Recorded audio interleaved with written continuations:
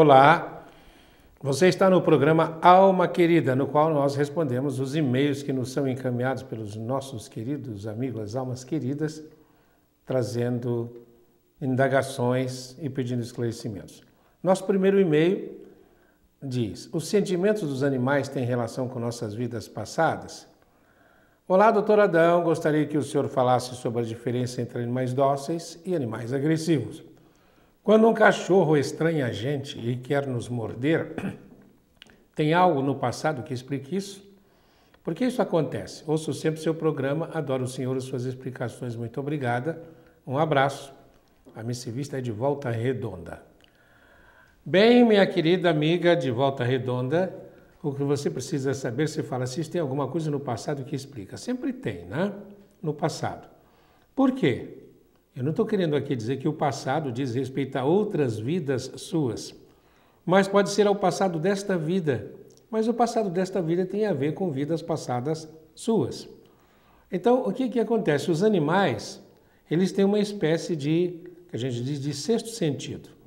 Quantas e quantas vezes os animais, você está perto assim de um animal, ele está quieto, de repente ele começa a rosnar, olhar para um determinado lugar. Os animais também têm uma visão etérica.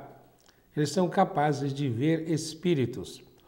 E, acima de tudo, eles têm uma espécie de radar para detectar aquelas pessoas que são amigas e aquelas pessoas que não são amigas, que são agressivas. Isso significa o quê? Que você tem uma certa agressividade.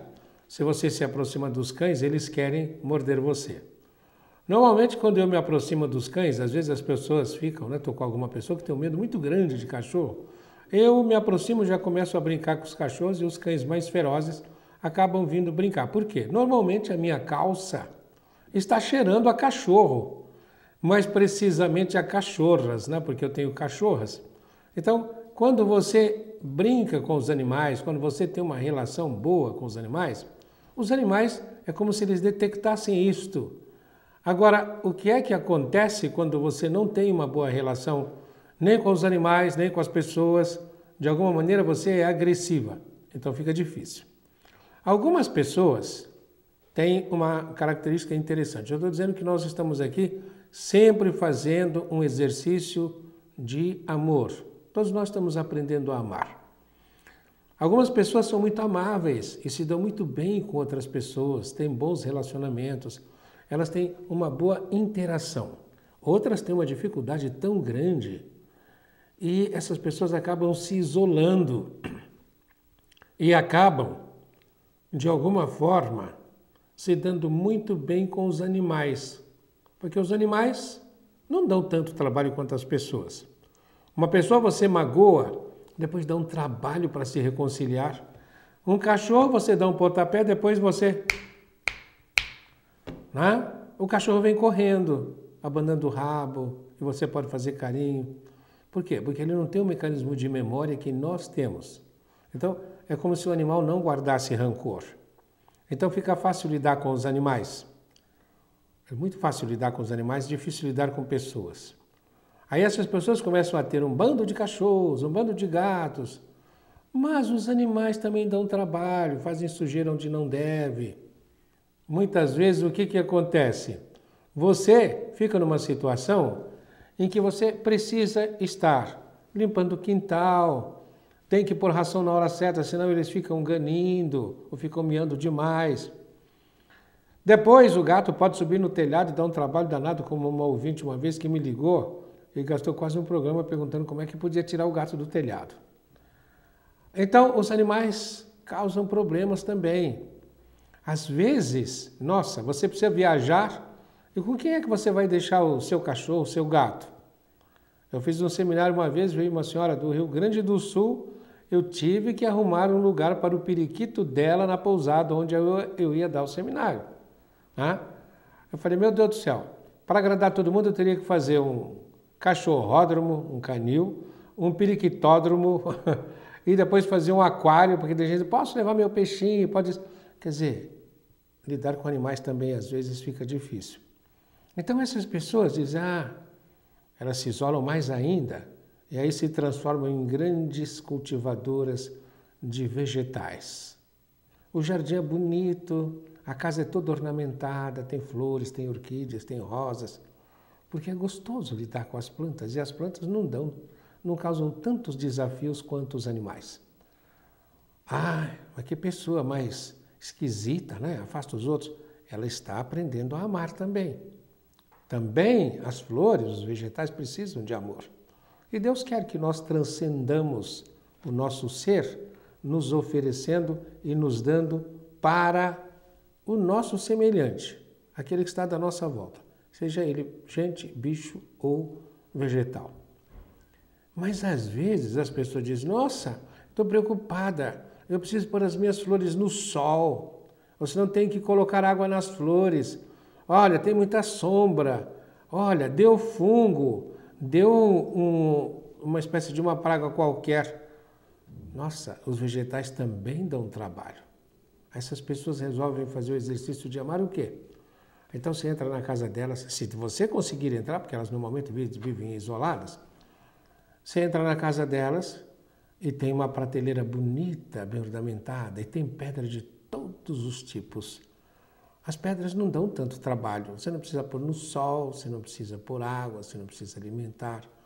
Então essa pessoa trata aquelas pedras muito bem porque tem um paninho lá de limpar o pó das pedras. E as pedras ficam ornamentando a casa.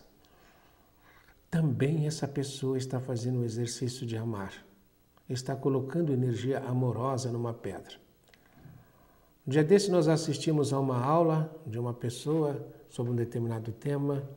E essa pessoa falava com uma competência muito grande do ponto de vista intelectual sobre todos aqueles assuntos. Mas como o assunto envolvia relacionamento, a maneira de falar, o tom de voz, era um tom de voz de uma pessoa sofrida, de uma pessoa que teve muitos dissabores com parentes, com familiares e tudo. E a pessoa vai terminando a palestra, faz uma palestra muito bonita e termina dizendo, é tudo isso aí. Mas não deixou de passar durante a palestra a dor dos relacionamentos. É tudo isso aí. E vem o último slide. Agora os meus cachorros. Tinha um slide de cachorros muito bonitos, mas era pelo menos uns 15 cachorros. E quando ela falou os meus cachorros, ela se emocionou e começou a chorar. Então veja que coisa interessante, né? Com gente é difícil, tinha que terminar nos cachorros. Então, o que é que nós temos que levar em consideração em relação a esse meio da nossa querida alma querida? Quando você se aproxima de um animal e ele rosna, tem alguma coisa com você que está atiçando aquele animal. Ele está se defendendo, ele já está se defendendo. Porque ele não pensa. Ele só tem corpo físico, etérico e astral. Ele não tem mente. Então ele reage automaticamente, instintivamente. Você sabe que uma das coisas difíceis, por exemplo, para você educar um cão de guarda. Você precisa ensinar esse cão de guarda a aceitar comida só de você. Porque um bandido que quiser entrar na sua casa, se você não ensinar isso, o bandido passa todo dia ali e joga uma bolachinha para o seu cachorro. Se o seu cachorro pegar, ele aprende a gostar do bandido. Um dia o bandido chega, o cachorro vai fazer festa. E aí, o que vai acontecer? O cão de guarda acaba até facilitando a entrada do bandido, porque os animais, eles se habituam com o nosso tipo de relacionamento com eles. Então é isso aí, minha querida. Essa sua maneira de viver com os animais, é claro que tem a ver com vidas passadas. Não as suas, mas todos nós, na nossa maneira de ser, tem sempre a ver com o nosso passado, ou com o passado das nossas vidas. O que foi que nós condicionamos em nós? Como é que nós nos formamos? Que tipo de energia nós temos? Que tipo de energia nós irradiamos para os animais que pode fazê-los se aproximar de nós ou se afastar de nós, ficando em guarda. Vamos ao nosso próximo e-mail. A pessoa que escreve diz assim, tudo parece dar errado, já pensei em tirar minha vida, mas sei que isso não irá resolver. Aí ela diz, querido doutor Adão, assisto sempre que posso o Alma Querida. Resolvi escrever porque estou precisando de ajuda.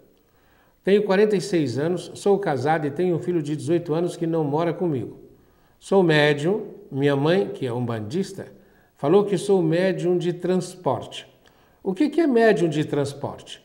Médio de transporte é a pessoa que tem uma capacidade de exteriorização fluídica muito grande e é possível que uma entidade, por exemplo, você está aqui nessa sala, a sala está totalmente fechada, e se você é um médio de transporte e você começa numa atividade mediúnica aqui, então é muito importante você saber que, de repente, você pode exteriorizar energia de tal forma que uma entidade é capaz de trazer um objeto que está numa outra sala, não importa se próximo ou distante, para dentro desta sala. Significando o quê? Com a sua energia, o objeto material é desintegrado, é passado para outra dimensão, no lugar onde ele está, e ele é integrado aonde você está.